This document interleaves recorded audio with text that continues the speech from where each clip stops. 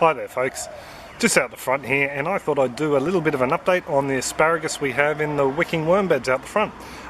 Some of these plants we have had for about 3 years in pots. They're about 3.5 years old now. We grew them in wicking pots and then transplanted them into these wicking beds out the front here. Another lot we actually had some little seedlings sent up to us. Thank you very much, Tammy. Very generous person sent us up some seedlings and they've been going fantastic. So I thought I'd give you a little bit of a look at them and show you how I'm using the ones we didn't pick early enough. So here we go. So in this first wicking bed here we have our oldest asparagus. This stuff here is about 3.5 years old and it's doing fantastically. We planted it out about transplanted the crowns into here about 12 months ago, and I think it's more than ready to harvest, especially the ones across the front here. They look very hardy. Some of these ones across the back are only just starting to send up spears now. I think it's because they're a little bit more shaded than the ones at the front here. We've taken probably about 12 or so spears out of these beds, and we have a few more that are ready to come off. That one's maybe tomorrow, but we have a couple here that we're taking out tonight. Now with asparagus, it's not really recommended that you start harvesting them until they're about 2 years old. The reason for that is the crown needs to grow and be able to store enough energy to be able to support itself after you take off all its growing points when it's been harvested. The general rule of thumb that I've read is you can harvest them until the spears stop being as thick as a pencil. I know you see some in the shops that are about this thin, but the general rule of thumb for the backyarder, I suppose, is if they're smaller than a pencil, leave them. It just lets the plants regain their strength so they can put out a new lot of growth for the next year. Now some of these here, as you can see, I have missed, like this one here. We probably should have harvested that one more about that size, I think, but unfortunately, I've just let him go a bit too long. But there is absolutely nothing wrong with this other than it looks a little bit lanky. This one here, we'll give him a bit of a bend. Where's he going to snap? There we go, he snapped there. That there is still edible. Came off nice and easy with a bite. Sorry for the crunchy noise, but tastes like asparagus, looks like lanky asparagus like I said, but still fine to eat. The reason I don't think you're going to see stuff like this in the shops is it's got little delicate bits that can fall off and bruise, and it just doesn't keep as well.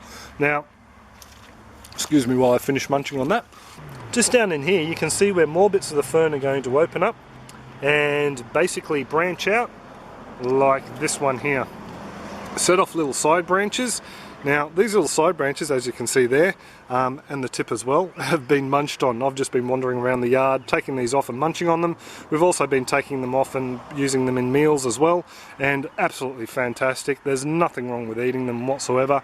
Nice and crisp, full of flavour. So I just thought I'd point that out, that even though you miss the spears, you can still harvest off them. So absolutely fantastic. I think this one here is one of the first ones and I've missed it.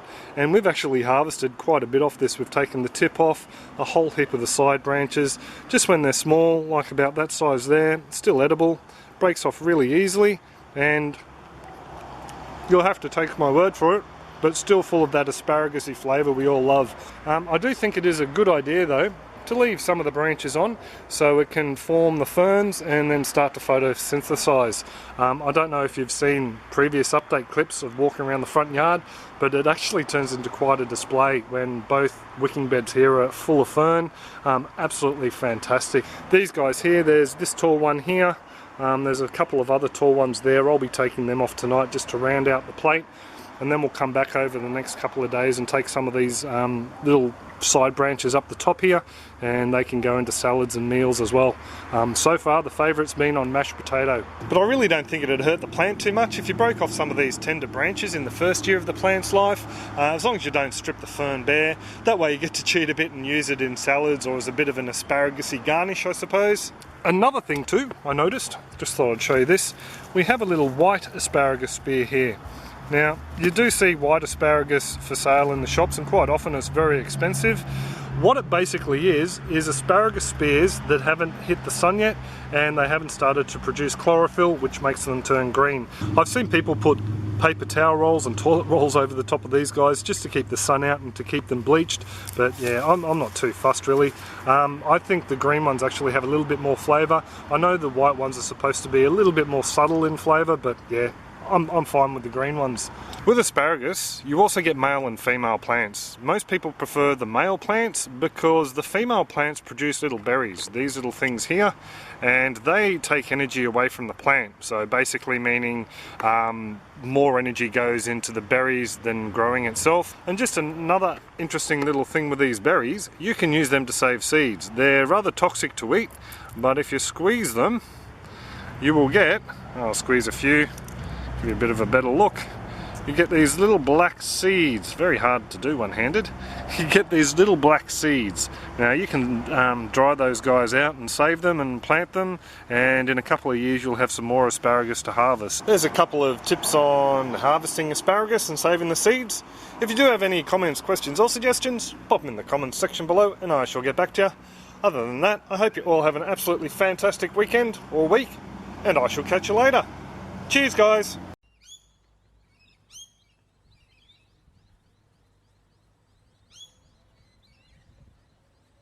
I've seen people put a lot of loud cars here today,